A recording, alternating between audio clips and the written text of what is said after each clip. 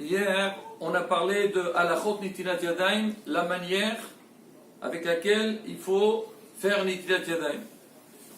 Alors, Baruch Hashem, j'ai vu qu'il y a pas mal, on a appris pas mal de choses, mais aujourd'hui, on va parler d'un point encore pas plus important, parce que déjà, il faut savoir comment faire Nitilat Yadayim, mais maintenant, dans quel cas on a besoin de faire Nitilat Yadayim.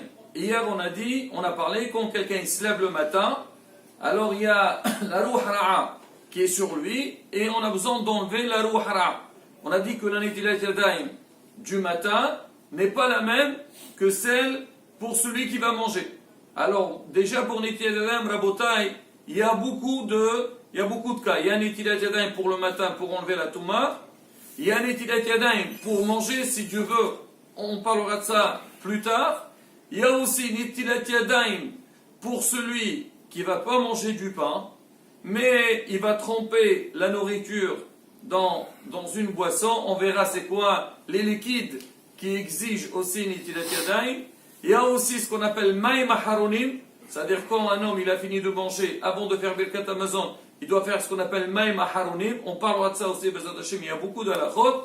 Il y a aussi Maïm Emtsaïm, c'est que si quelqu'un il a mangé du poisson, après il va manger de la viande, alors on dit que c'est une sakana. Et là, Rabotai, je profite donc de transmettre un petit message. Souvent, on est dans des sandaux, dans les buffets, dans les kidouches.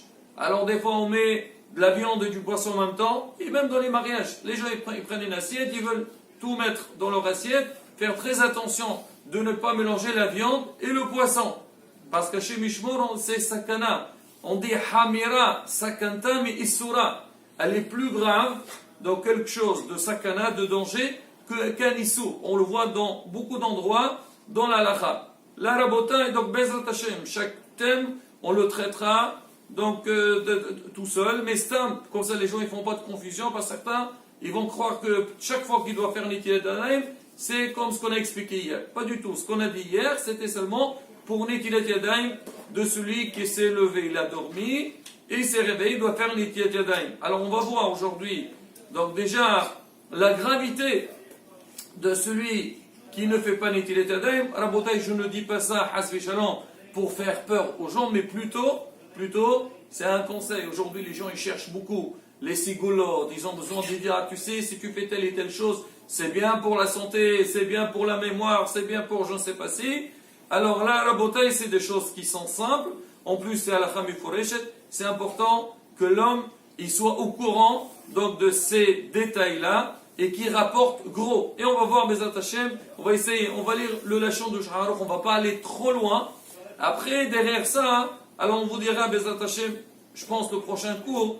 Donc, est-ce qu'on a besoin de Nitilat ou autre chose? Bon, on verra les détails Bezat Hashem dans la suite. Alors je commence. La première des Sha'aruk. Alors hier on a lu Halakha Bet, Halakha Gim il dit Lo yigar biyado kodem nitila, il ne doit pas toucher avec sa main avant de faire Nitilat Yadayim, il ne doit pas toucher la paix, il ne doit pas toucher sa bouche, la hotem, il ne doit pas toucher son nez, la oznaim, les oreilles, la ainaim, il ne doit pas les toucher. Alors le Mishabura il explique, il dit même de l'extérieur, il ne faut pas les toucher.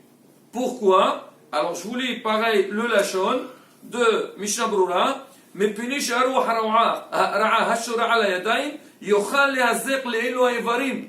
Parce que la ruh ra'a qu'elle est sur nos mains, elle peut leur alenu hasbe shalom, elle peut endommager tous ces membres là.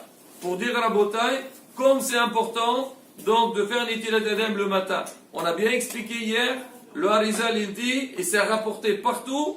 Seulement la Nitilat Yadayim qu'on a fait hier, c'est-à-dire main droite, main gauche, main droite, main gauche, main droite, main gauche, c'est seulement avec ça qu'on peut enlever la Ruh Ra'a. Si on fait 1, 2, 3, 1, 2, 3, la Ruh Ra'a, elle ne part pas. Donc déjà, Rabotai, première chose. Alors deuxième chose, alors il donne des exemples. Regardez celle-là, Rabotai, très puissante.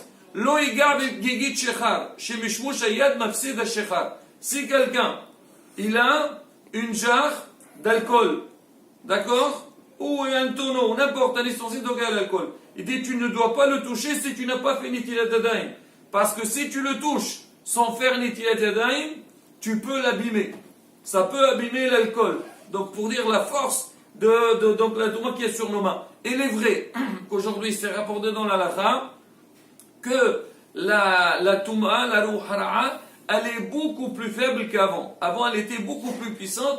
Aujourd'hui, Hachamim ils disent qu'elle est plus faible. Mais malgré tout, elle est présente. Et donc l'homme il doit veiller à se laver les mains le matin pour Bezat Hashem se nettoyer de tout. Alors j'ouvre une toute petite parenthèse. Après, on va dire sur quoi on doit faire Netilat Yadayim. C'est marqué, je vous lis le lachon de Ben Ishai, et c'est rapporté aussi dans le Mishnah Berurah. Alors regardez ce qu'il dit. Israël kol adam lesavot et ishto shet'aseh kol yom netilat yadayim la'iladim achtanim afilu she'im yonqesh yadayim. Il dit l'homme il doit avertir donc sa femme à la maison de faire Netilat Yadayim aux enfants, même les bébés. Même les bébés, il faut leur laver les mains. Parce que nous, on dit, attends, un bébé, il comprend rien. C'est vrai, il comprend rien. Mais la Ruh Hara'a, elle vient sur tout le monde.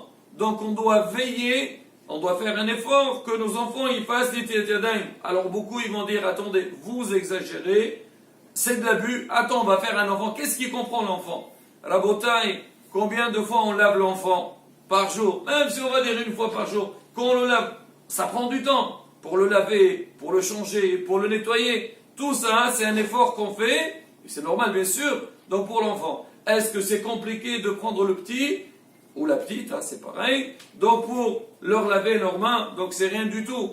Et c'est marqué, alors je finis ce qu'il dit, après je développe un peu. Il dit pourquoi? Il dit parce que des fois les enfants, les petits, ils peuvent toucher de la nourriture. Ils peuvent, hasbi shalom, il dit la rendre tamée ou l'abîmer. Chez Tishri, sitra hara ala ma khalaou. Il y a la sitra hara, et la force du mal, la touma qui peut venir sur ces aliments-là. De plus, en dehors de tout ça, wega minhag ze aussi gola tova la ketanim, kedesh yigdolo betahora, oui yu gidole ekdesh. Il dit à part ça, le fait quand un enfant, on le prend dès qu'il est petit, on lui fait Netilat Yadayim, même s'il ne comprend pas. Maintenant, quand il commence à comprendre, il faut lui apprendre, comme ça il grandit avec ça, Bezat Hashem. Et quand même, quand il sera grand, il fera attention à toutes ces choses-là.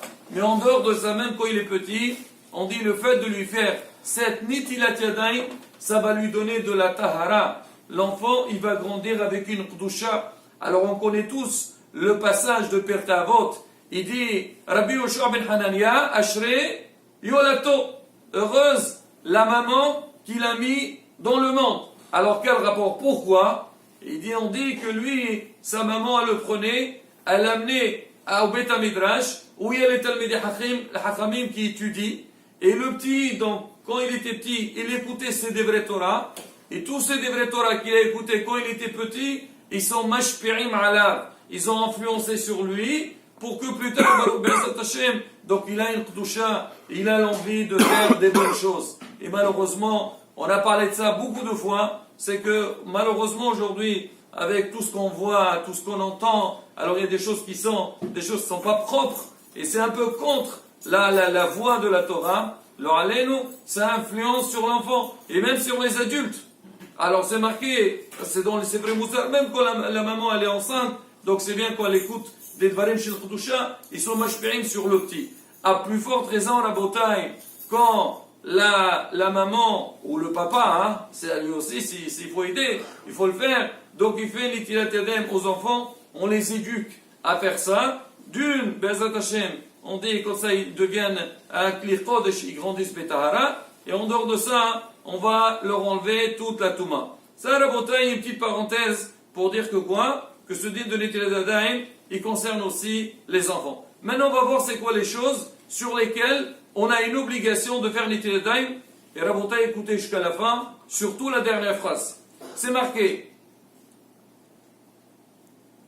Voilà. Je vous lire, c'est à la fin, c'est Halacha Yudhet. Elo devarim sechem nitila bamaim. Voici les choses que le Shulchan Aruch, encore une fois, Rabotai. Alors, ça, Bezat Hashem, le prochain cours, on parlera. Donc, est-ce qu'il faut faire comme le matin ou pas comme le matin, comme on a expliqué? Mais déjà, c'est quoi les choses qui exigent, qui demandent Netilat Yadayim? Voilà les choses qu'on est obligé pour lesquels on doit faire Netiladem. Hakam et Amita. Donc ce qu'on a dit, celui qui se lève le matin, il se réveille, comme il y a la touma qui est tombée sur lui, de faire Netiladem.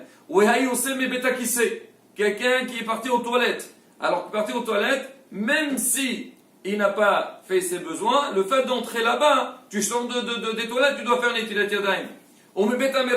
C'est pareil, quelqu'un qui s'est douché, qui s'est lavé. Souvent, les gens ils disaient, mais attends, moi je suis propre, j'ai pris une douche, j'ai pris un bain, je suis très propre. Si, on dit le fait que tu t'es lavé, déjà, on va voir dans la suite, tu as touché des endroits du corps qui doivent être cachés, donc ça oblige. Il y a aussi la transpiration.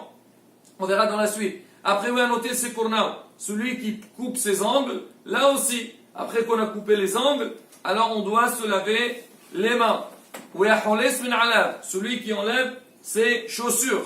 Alors maintenant pour les chaussures, on dit pourquoi? Parce qu'on dit la terre. Akash Baruch il a maudit la terre. Et donc les chaussures sont tout le temps donc, avec le sol. Donc si tu les as touchées, tu dois faire un Netilat. Si quelqu'un il essaye pour mettre des nouvelles chaussures, on dit que c'est pas obligé. Parce que cela, on n'a pas encore marché avec.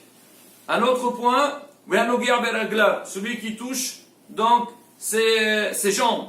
Alors il doit faire Netilat Yadayim. Quelqu'un, si jamais il était dans un endroit où il y avait un iftar, alors ou bien il a touché à mort, il doit faire Netilat. À l'époque, les pauvres, il y avait la haniout, il y avait la pauvreté. Les gens, avant de mettre leurs habits, ils devaient vérifier s'il y a des poux. Parce qu'ils n'avaient pas aujourd'hui, Baruch Hashem.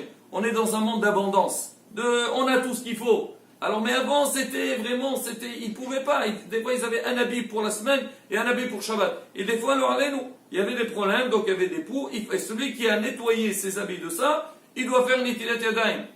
Ou un shamish mitato. Ou un nogia bekina, celui qui touche une peau. Ou un nogia bekofo biado, quelqu'un qui a touché à l'intérieur de son corps tous les endroits qui sont censés, qui doivent être cachés, couverts. Si on les a touchés, et même si on s'est lavé avant, on doit faire Netilat Yadayim. Alors regardez, raboté à la fin. Il y a d'autres cas, mais bon, je vous lis la chant du Shulchan Aruch. Tout celui qui a fait une de ces choses-là, ou il ne s'est pas lavé les mains. Im talmid hachamo, talmudo mishtakeach. Si c'est un talmid hacham, lo alenu, il oublie dans tout ce qu'il a étudié. Aujourd'hui, les gens parlent beaucoup, lo alenu, ils n'ont plus de mémoire, ils oublient. Va savoir pourquoi. Alors, Shulchan Aruch, il te dit, oui, Shulchan Aruch, il nous dit, si quelqu'un ne fait pas, il ne se lave pas les mains avec l'eau, donc pour ces cas qu'on vient de citer, c'est pas bon. Et regardez le pire à la bataille.